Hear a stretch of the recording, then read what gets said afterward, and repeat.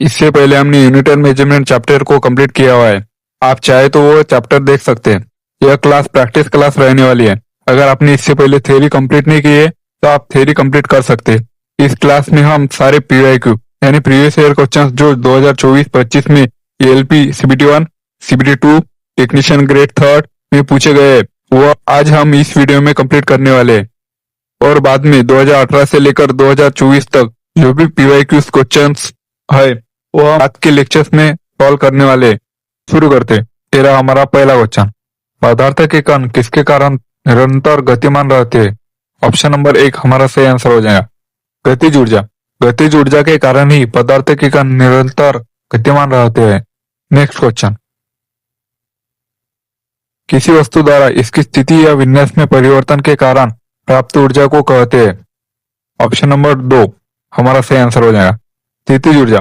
स्थिति या विन्यास में जो भी परिवर्तन आता है वह स्थितिज ऊर्जा के कारण ही आता है। नेक्स्ट क्वेश्चन, 2.5 मीटर पर सेकंड स्क्वायर और 10 केजी द्रव्यमान को त्वरित करने के लिए आवश्यक बल की मात्रा।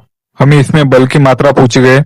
फोर्स इज इक्वल टू होता है मास इंटू एक्सेलरेशन। इसमें मास हमें दिया गया है 10 केजी इंटू एक्सेलरेशन दिया गया है 2.5 मीटर पर सेकंड स्क्वायर। इसका मल्टीप्लिकेशन होगा 25 न्यूटन हमारा सही आंसर हो जाएगा, ऑप्शन नंबर 3। नेक्स्ट क्वेश्चन, जब हम बस में सफर कर रहे होते हैं तो अचानक बस रुकने पर हम लोग आगे की ओर बढ़ने लगते हैं, ऐसा डैश डैश के कारण होता है। ऑप्शन नंबर 3 इसका सही आंसर हो जाएगा, हमारे शरीर में जो जड़त्व होता है उसके कारण ऐसा होता है। जड़त्व का नियम यह कहता है एक स्थिर वस्तु स्थिर ही रहती है और एक गतिशील वस्तु उसी गति और दिशा में गति करती रहती है जब तक कि उस पर कोई बाह्य बल कार्य न करे। नेक्स्ट क्वेश्चन, मोटर द्वारा प्रति एकांक समय में किया गया कार्य कहलाता है? ऑप्शन नंबर 1 हमारा सही आंसर हो जाएगा, शक्ति। Power is equal to work divided by time, यह शक्ति का फॉर्मूला है। मोटर द्वारा प्रति एकांक समय में किया गया कार्य ही शक्ति कहलाता है। नेक्स्ट क्वेश्चन, 5 मीटर पर सेकंड की वेग से गतिमान 2 केजी द्रव्यमान वाले एक पिंड की गतिज ऊर्जा क्या है? काइनेटिक एनर्जी का फॉर्मूला होता है हाफ इंटू mv स्क्वायर।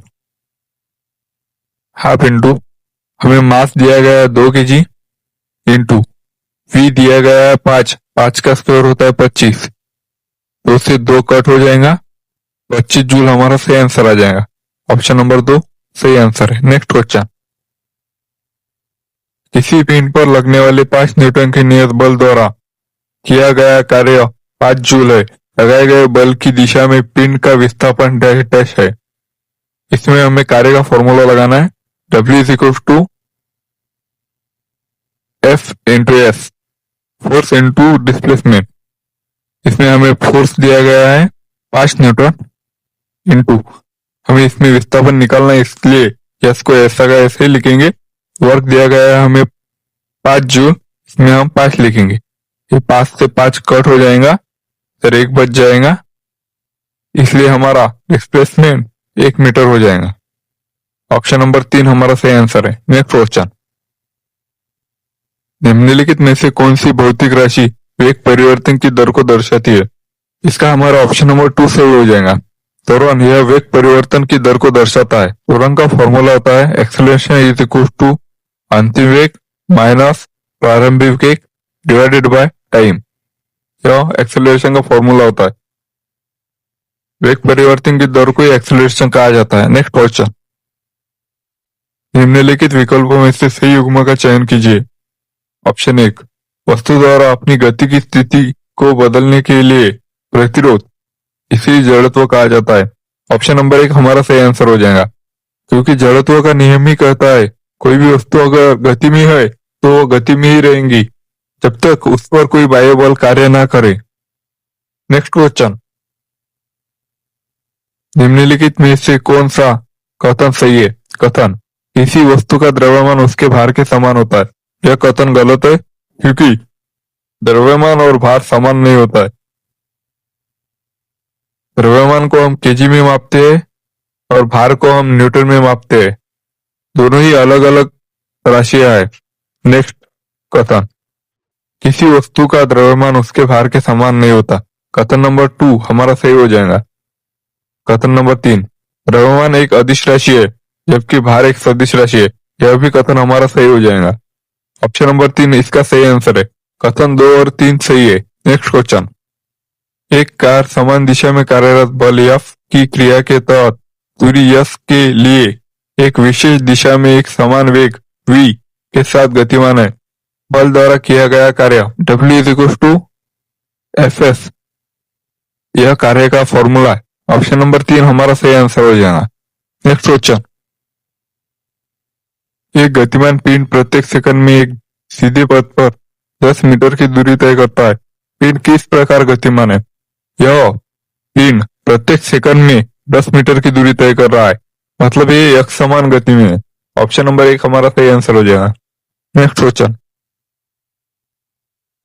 यदि एक आदमी जमीन से 2.5 मीटर की ऊंचाई तक 1 किलोग्राम भार उठाता है तो गुरुत्वीय त्वरण 10 मीटर पर सेकंड स्क्वायर मानते हुए आदमी द्वारा किए गए कार्य का परिणाम है। हमें इसमें कार्य निकलना है। कार्य के दो फॉर्मूले थे, W= फोर्स इंटू डिस्प्लेसमेंट, यह एक। दूसरा है W= मास इंटू गुरुत्वीय त्वरण इंटू हाइट। यह दोनों फॉर्मूले कार्य निकालने के हैं। इसमें से हमें सेकंड फॉर्मूला इस बार यूज करना है, मास इंटू गुरुत्वीय त्वरण इंटू हाइट। इसमें हमें मास दिया गया है 1 kg इंटू गुरुत्वीय त्वरण दिया है हमें 10 मीटर पर सेकंड स्क्वायर इंटू हाइट दी है 2.5 मीटर। इसका सही आंसर हो जाएगा 25। ऑप्शन नंबर 1 हमारा सही आंसर है। नेक्स्ट क्वेश्चन, निम्नलिखित में से कौन सी भौतिक राशि एक गतिशील पिंड द्वारा तय की गई कुल पथ की लंबाई है? कुल पथ की लंबाई कहा गया है, इसके लिए हमारा ऑप्शन नंबर 1 दूरी सही आंसर हो जाएगा, क्योंकि कुल पथ की लंबाई को ही दूरी कहा जाता है। विस्थापन, शॉर्टेस्ट दूरी को विस्थापन कहा जाता है।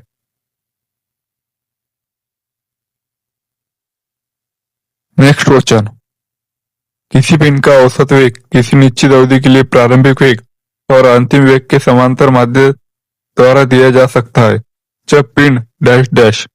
ऑप्शन नंबर 4 इसका सही आंसर हो जाएगा। एक समान त्वरण से गतिमान जब वस्तु होंगी तभी यह दिया जा सकता है। नेक्स्ट क्वेश्चन, निम्नलिखित में से कौन सी त्वरण की इकाई है? ऑप्शन नंबर 4 इसका सही आंसर हो जाएगा। मीटर पर सेकंड स्क्वायर यह त्वरण की इकाई है, क्योंकि त्वरण का फॉर्मूला है वेग में परिवर्तन डिवाइडेड बाय टाइम। वेग को लिख सकते हैं हम मीटर पर सेकंड और टाइम को सेकंड में लिख सकते हैं। इसमें मीटर पर सेकंड स्क्वायर यह सही आंसर हो जाएगा। नेक्स्ट क्वेश्चन, द्रव्यमान m का एक पिंड जमीन से ऊंचाई h पर ले जाया जाता है। पिंड की गुरुत्वीय स्थितिज ऊर्जा क्या होगी? गुरुत्वीय त्वरण का मान g है। इसका सही फॉर्मूला हो जाएगा mgh। ऑप्शन नंबर 2 हमारा सही आंसर हो जाएगा। नेक्स्ट क्वेश्चन, 2 kg द्रव्यमान वाले एक पिंड की गतिज ऊर्जा 100 है। पिंड का वेग क्या है? काइनेटिक एनर्जी बराबर होती है half into mv²।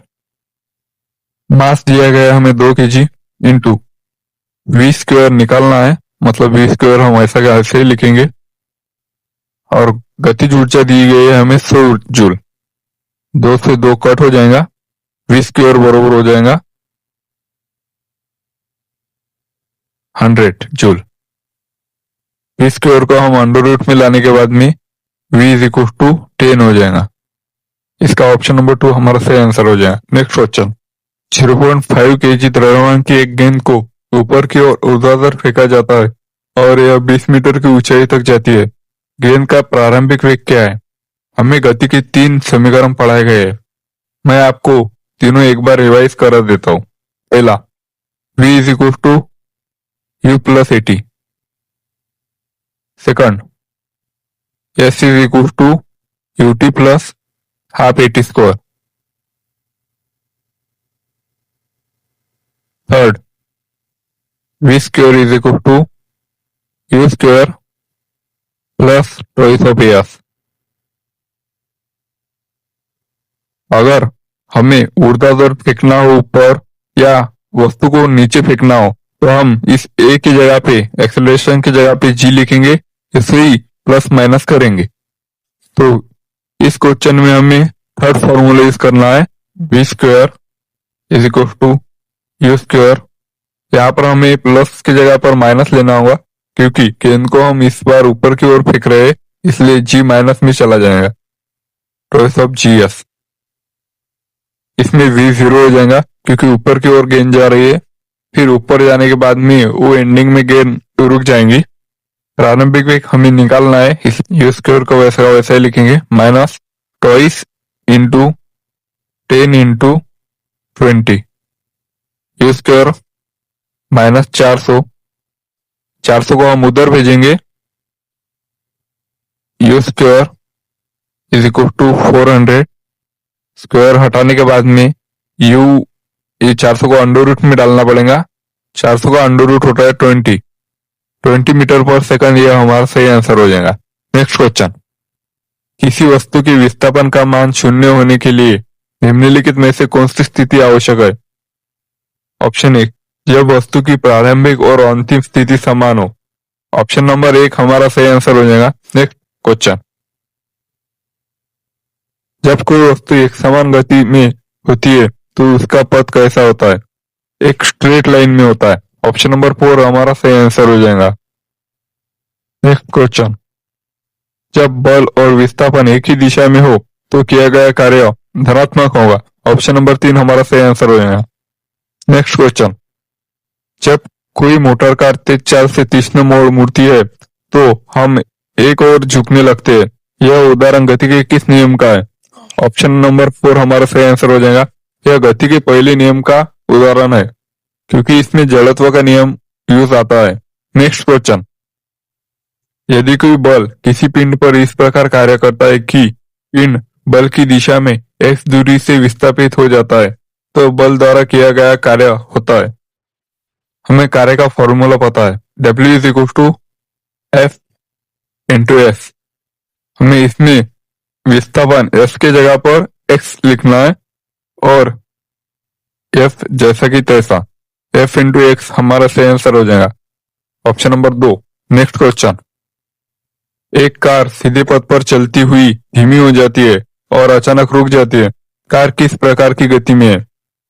Option number 2 हमारा सही आंसर हो जाएगा, असमान गति। एक स्पीड में चलती हुई कार एकदम से धीमी हो जाना मतलब वो असमान गति का उदाहरण है। नेक्स्ट क्वेश्चन, निम्नलिखित में से किस उदाहरण द्वारा एक समान वृत्तीय गति का वर्णन किया गया है? ऑप्शन नंबर 4 हमारा सही आंसर हो जाएगा। घड़ी की सुइयां, यह वृत्तीय गति में वर्क करती है तथा एक समान गति में होती है। नेक्स्ट क्वेश्चन, किसी पिंड पर लगने वाले 10 न्यूटन बल के परिणाम स्वरूप बल की दिशा में 2 मीटर विस्थापन होता है। इस बल के द्वारा किया गया कार्य, हमें कार्य पूछा गया है, W is equal to F into s. Force दिया गया है हमें 10 न्यूटन इंटू डिस्प्लेसमेंट दिया गया है 2 मीटर। इसका सही आंसर हो जाएगा 20 जूल। ऑप्शन नंबर 4 हमारा सही आंसर है। नेक्स्ट क्वेश्चन, किसी गतिशील वस्तु की गतिज ऊर्जा निम्नलिखित में से किस राशि पर निर्भर करती है? काइनेटिक एनर्जी का फॉर्मूला होता है हाफ इंटू मास इंटू वेग स्क्वायर। कथन नंबर 1, पिंड का द्रव्यमान, यह पिंड के द्रव्यमान पर निर्भर करती है। कथन 1 सही हो जाएगा। कथन 2, वेग का वर्ग, वेग के वर्ग पर भी डिपेंड करती है। कथन नंबर 2 भी हमारा सही हो जाएगा। थर्ड कथन कह रहा है दाब पर यह निर्भर नहीं करती है। कथन नंबर 3 गलत हो जाएगा। कथन 1 और 2 सही है। ऑप्शन नंबर 1 हमारा सही आंसर हो जाएगा। नेक्स्ट क्वेश्चन, एक कार 5 सेकंड में अपनी चाल 40 मीटर पर सेकंड से घटाकर 20 मीटर पर सेकंड कर देती है। कार का त्वरण ज्ञात कीजिए। एक्सेलरेशन का फॉर्मूला है एक्सेलरेशन इज इक्वल टू अंतिम वेग माइनस प्रारंभिक वेग डिवाइडेड बाय टी। इसमें हमें अंतिम वेग दिया गया है 20, प्रारंभिक वेग दिया गया है 40 डिवाइडेड बाय 5। 20 माइनस 40 होता है -20 डिवाइडेड बाय 5। -20 डिवाइडेड बाय 5 जब करेंगे तब आ जाएगा -4। -4 ये ऑप्शन नंबर 1 में लिखा गया है। नेक्स्ट क्वेश्चन, निम्नलिखित विकल्पों में से सही युग्म का चयन कीजिए। ऑप्शन 1, प्रति एकांक समय में वेग में परिवर्तन को ही त्वरण कहा जाता है। ऑप्शन नंबर 1 हमारा सही हो जाएगा, क्योंकि प्रति एकांक समय में वेग में हुआ परिवर्तन को ही त्वरण कहा जाता है। v minus you divided by T, यह एक्सीलरेशन का फॉर्मूला है। नेक्स्ट क्वेश्चन, बल के बारे में निम्नलिखित में से कौन सा कथन सही है? कथन 1, भार वह बल है जो किसी वस्तु पर ऊर्ध्वाधर रूप से नीचे की ओर कार्य करता है। यह कथन सही है। सेकंड कथन, प्रणोद वह बल है जो किसी वस्तु पर उसकी सतह के लंबवत कार्य करता है। यह भी कथन हमारा सही हो जाएगा। ऑप्शन नंबर 3 इसका सही आंसर हो जाएगा। ये और भी दोनों सही है। नेक्स्ट क्वेश्चन, विरामावस्था से प्रारंभ करके एक कार 0.5 मीटर पर सेकंड स्क्वायर के एक समान त्वरण से चल रही है। 20 सेकंड के बाद कार का वेग कितना होगा? इसके लिए हमें गति का फॉर्मूला यूज करना होगा। इसमें गति का पहला फॉर्मूला लगेगा v=u+at। हमें कार का बाद का वेग पूछा गया है, इसलिए हम v को ऐसे के ऐसे ही लिखेंगे। विरामावस्था से शुरू करने के कारण प्रारंभिक वेग 0 हो जाएगा, प्लस एक्सेलरेशन इसमें 0.5 मीटर पर सेकंड स्क्वायर दिया है, इंटू टाइम दिया गया है 20। इसका मल्टीप्लिकेशन करेंगे, 0.5 इंटू 20 करने के बाद में 10 आ जाएगा, 10 मीटर पर सेकंड। यह हमारा सही आंसर हो जाएगा, ऑप्शन नंबर 3। नेक्स्ट क्वेश्चन, यदि कोई वस्तु बिंदु ए से दाईं ओर 15 मीटर गति करती है और फिर उसी बिंदु ए तक पहुंचने के लिए विपरीत दिशा में 15 मीटर गति करती है, तो उसके द्वारा किया गया विस्थापन कितना होगा?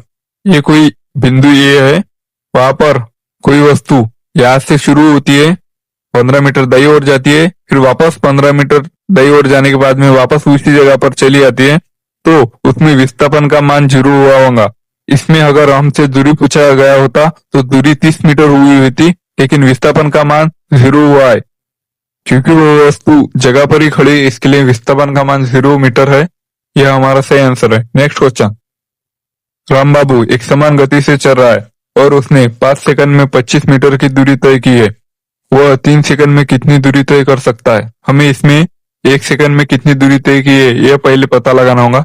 राम बाबू ने 5 सेकंड में 25 मीटर दूरी तय की है, इससे हमें 1 सेकंड में तय की गई दूरी का पता लग जाएगा। 25 डिवाइडेड बाय 5 होता है 5 मीटर। यह राम बाबू ने 1 सेकंड में तय की गई दूरी है, तथा हमें 3 सेकंड में तय की दूरी निकालने के लिए 5 इंटू 3 करना होगा। इसका सही आंसर हो जाएगा 15 मीटर। ऑप्शन नंबर 1 हमारा सही आंसर है। नेक्स्ट क्वेश्चन, निम्नलिखित में से कौन सा विकल्प एक समान वृत्तीय गति में गतिमान वस्तु का उदाहरण है? ऑप्शन नंबर 2 हमारा सही आंसर हो जाएगा। पृथ्वी के चारों तरफ वृत्ताकार कक्षा में एक उपग्रह, यह हमारा सही आंसर हो। नेक्स्ट क्वेश्चन, यदि कोई मशीन 4 सेकंड में 500 कार्य करती है तो उसका शक्ति निर्गत कितना होगा? पावर इज इक्वल टू होता है वर्क डिवाइडेड बाय टाइम। इसमें हमें कार्य दिया गया है 500 डिवाइडेड बाय टाइम दिया गया है 4 सेकंड। 4 से इस 500 को डिवाइड करने के बाद में 125 वाट हमारा सही आंसर आ जाएगा। ऑप्शन नंबर 1 सही आंसर है। नेक्स्ट क्वेश्चन, जब कोई पिंड त्वरणशील नहीं होता है तो निम्नलिखित में से कौन सा विकल्प दूरी, समय और चाल के बीच संबंध का सबसे अच्छा वर्णन करता है? हमें चाल का फॉर्मूला पता है, चाल बराबर होता है दूरी डिवाइडेड बाय समय। यह चाल का फॉर्मूला है। ऑप्शन नंबर 1 चाल बराबर होता है समय बटा दूरी, यह गलत हो जाएगा। ऑप्शन नंबर 2 दूरी इज इक्वल टू समय डिवाइडेड बाय चाल, यह भी गलत है, क्योंकि दूरी बराबर होता है समय इंटू चाल होना चाहिए था। ऑप्शन नंबर 3 भी हमारा गलत हो जाएगा, क्योंकि दूरी बराबर चाल बटा समय नहीं होता है। ऑप्शन नंबर 4 हमारा सही आंसर हो जाएगा। समय इज इक्वल टू होता है दूरी बराबर चाल। ऑप्शन नंबर 4 हमारा सही आंसर है। नेक्स्ट क्वेश्चन, 10 मीटर पर सेकंड के आरंभिक वेग से एक वस्तु को ऊपर की ओर ऊर्ध्वाधर फेंका जाता है। वस्तु द्वारा प्राप्त की गई अधिकतम ऊंचाई डैश डैश होगी। इसमें हमें अधिकतम ऊंचाई पूछा गया है। इसमें हमारा गति का तीसरा फॉर्मूला लगने वाला है, v² is equal to u² minus twice of g s, यह फॉर्मूला इसमें लगने वाला है।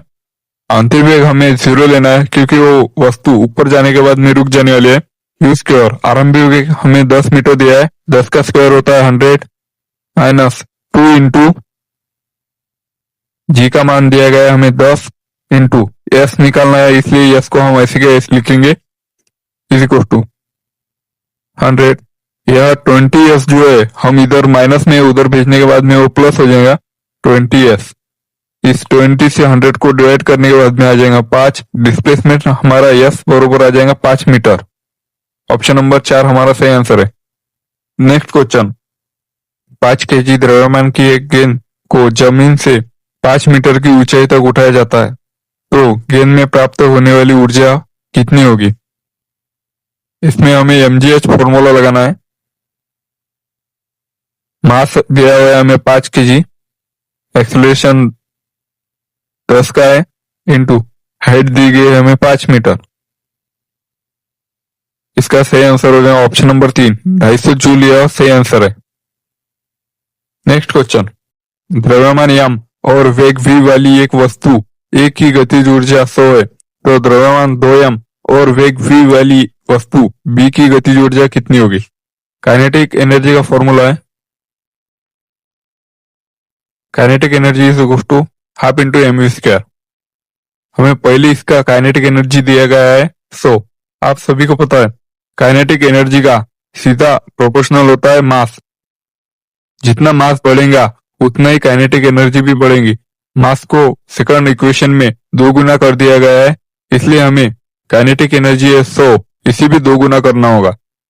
100 को अगर 2 गुना करने के बाद में इसका आंसर आ जाएगा 200 जूल। ऑप्शन नंबर 2 हमारा सही आंसर हो जाएगा। नेक्स्ट क्वेश्चन, 10 केजी द्रव्यमान वाली एक वस्तु 3 मीटर पर सेकंड के आरंभिक वेग से गति कर रही है और इसका अंतिम वेग 5 मीटर पर सेकंड हो जाता है, तब इसकी गतिज ऊर्जा में परिवर्तन कितना होगा? Half into m v square, यह काइनेटिक एनर्जी का फॉर्मूला है।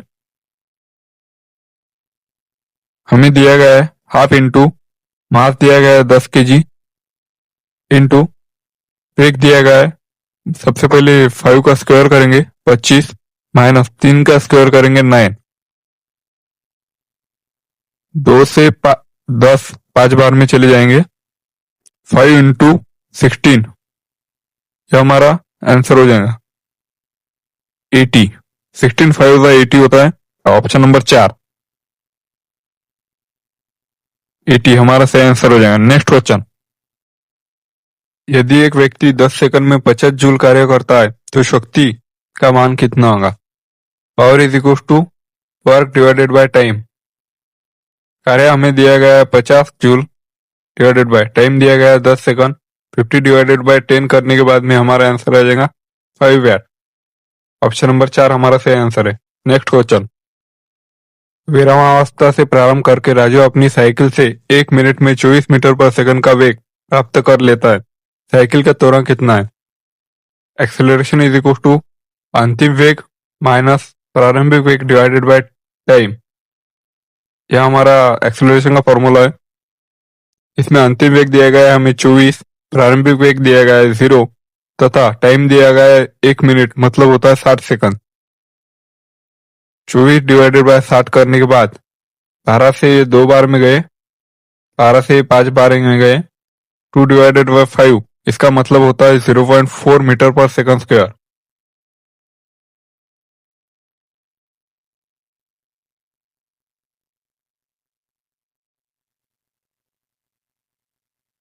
ऑप्शन नंबर 1 हमारा सही आंसर हो जाएगा। नेक्स्ट क्वेश्चन, निम्नलिखित विकल्पों में से गलत कथन का चयन कीजिए। हमें गलत कथन बताना है। गतिज ऊर्जा वह ऊर्जा है जो किसी वस्तु में उसकी स्थिति के कारण मौजूद होती है, यह हमारा गलत कथन है। इसका मतलब है यही हमारा आंसर हो जाएगा, क्योंकि इसमें हमें गलत कथन पूछा गया है। स्थिति के कारण स्थितिज ऊर्जा होती है, इसमें गतिज ऊर्जा कहा गया है, गतिज ऊर्जा यह गति के कारण होती है। ऑप्शन नंबर 1 हमारा सही आंसर हो चुका है, लेकिन हम बाकी तीनों भी देख लेंगे एक बार। किसी वस्तु की गतिज ऊर्जा वस्तु के द्रव्यमान में वृद्धि के साथ बढ़ती है, यह हमारा सही आंसर हो जाएगा। किसी वस्तु की गतिज ऊर्जा वस्तु के वेग में वृद्धि के साथ बढ़ती है, यह भी हमारा सही हो जाएगा। गतिज ऊर्जा वह ऊर्जा है जो किसी वस्तु में उसकी गति के कारण मौजूद होती है, यह भी हमारा सही हो जाएगा। नेक्स्ट क्वेश्चन, किसी वस्तु को एक क्षैतिज मेज पर गतिशील करने के लिए उस पर किस प्रकार का बल लगाया जाना चाहिए? ऑप्शन नंबर 4 हमारा सही आंसर हो जाएगा। असंतुलित बल लगाया जाना चाहिए, ऑप्शन नंबर 4 हमारा सही आंसर है। नेक्स्ट क्वेश्चन,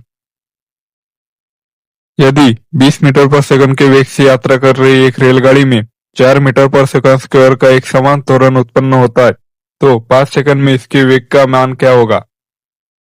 हमें इसमें वेग का मान पूछा गया है। इसमें गति का पहला फॉर्मूला यूज होने वाला है, v is equal to u plus a t. इसमें v निकालना है हमें, v को ऐसा का ऐसे लिखेंगे। u दिया गया है 20 मीटर पर सेकंड तथा एक्सेलरेशन दिया गया है हमें 4 मीटर पर सेकंड स्क्वायर इनटू टाइम दिया गया है हमें 5। 20 प्लस 20 होता है 40 मीटर पर सेकंड।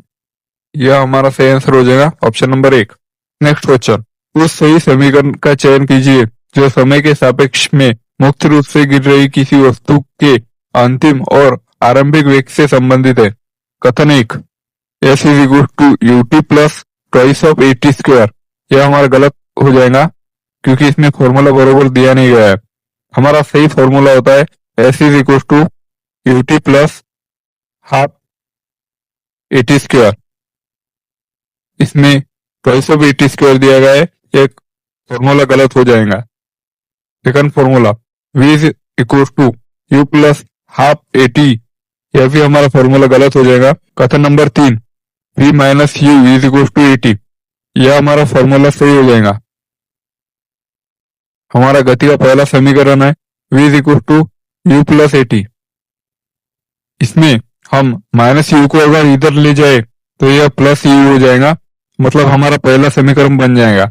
और यह अंतिम वेग और आरंभिक वेग से संबंधित भी है, केवल सी, ऑप्शन नंबर 4 हमारा सही आंसर हो जाएगा। नेक्स्ट क्वेश्चन, यदि 0.1 केजी द्रव्यमान वाली कोई वस्तु 2 मीटर पर सेकंड के एक समान वेग से गति करती है तो इसकी गतिज ऊर्जा काइनेटिक एनर्जी बराबर होती है half into mv square.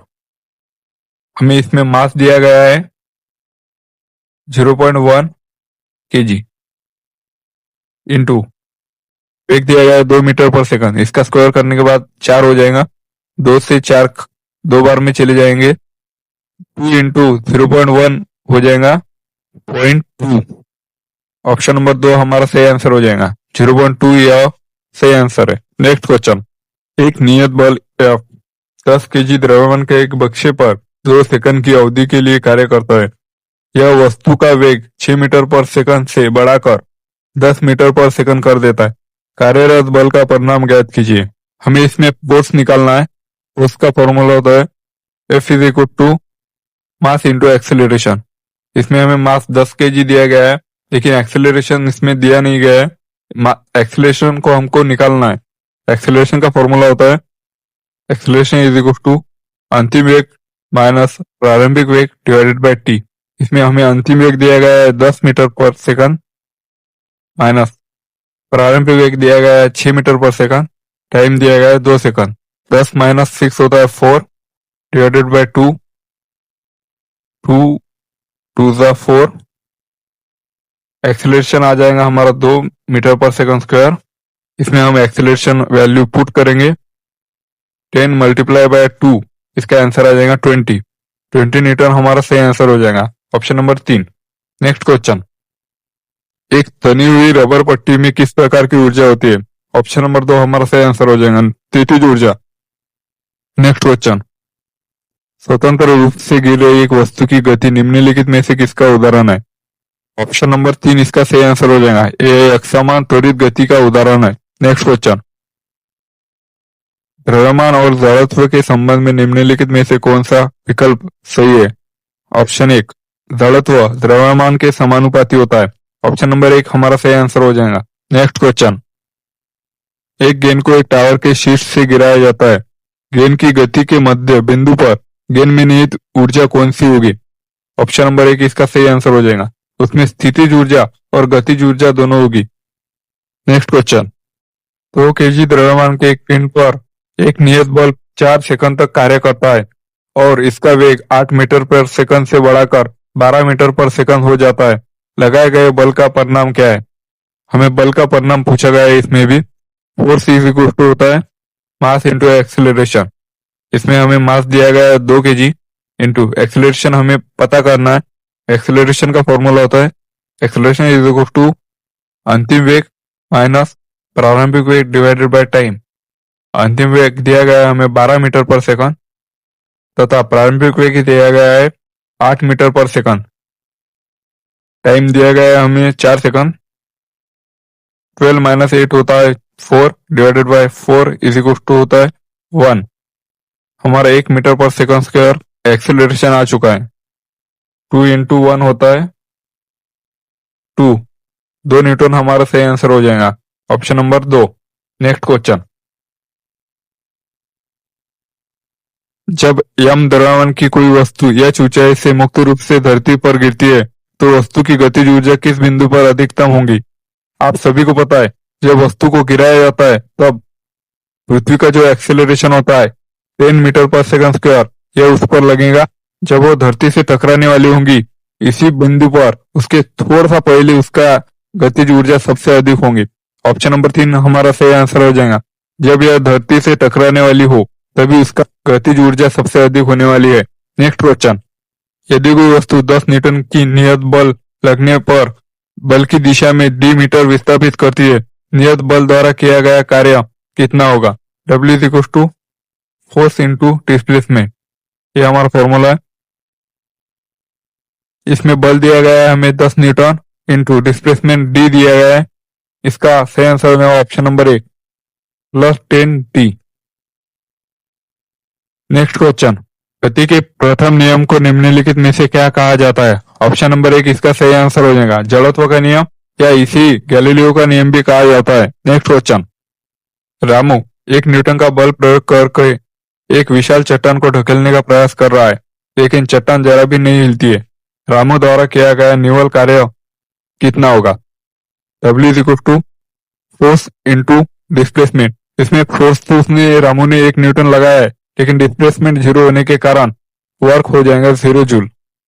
Option number 4 हमारा सही आंसर हो जाएगा। Next question,